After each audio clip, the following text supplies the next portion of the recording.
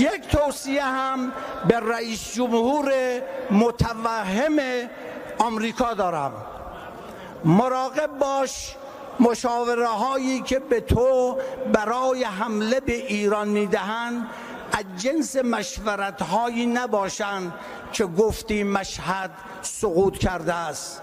لذا برای اینکه دچار خطای محاسباتی نشوی، بدان که در صورت اقدام برای حمله به ایران هم سرزمین اشغالی و هم تمام مراکز و پایگاه‌های نظامی و کشتی‌های آمریکا در منطقه هدف مشروع ما خواهند بود و با این اعترافات صریحی که در قصد تجاوز نظامی به ایران کردی، در چارچوب دفاع مشروع خود را محدود به واکنش پس از اقدام نمی‌دانیم و بر اساس نشانه‌های عینی تهدید اقدام خواهیم کرد، لازم بود این را به شما و به همه همپیمانانت در منطقه بگویم که اشتباهی محاسباتی نکنید که پشیمانی سودی نخواهد داشت.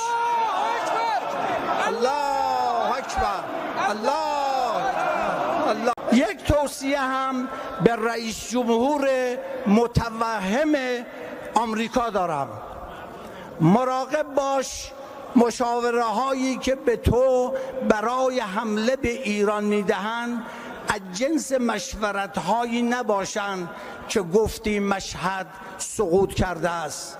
لذا برای اینکه دچار خطای محاسباتی نشوی، بدان که در صورت اقدام برای حمله به ایران هم سرزمین اشغالی و هم تمام مراکز و پایگاه‌های نظامی و کشتی‌های آمریکا در منطقه هدف مشروع ما خواهند بود و با این اعترافات صریحی که در قصد تجاوز نظامی به ایران کردی، در چارچوب دفاع مشروع خود را محدود به واکنش پس از اقدام نمی‌دانیم و بر اساس نشانه‌های عینی تهدید اقدام خواهیم کرد، لازم بود این را به شما و به همه همپیمانانت در منطقه بگویم که اشتباهی محاسباتی نکنید که پشیمانی سودی نخواهد داشت.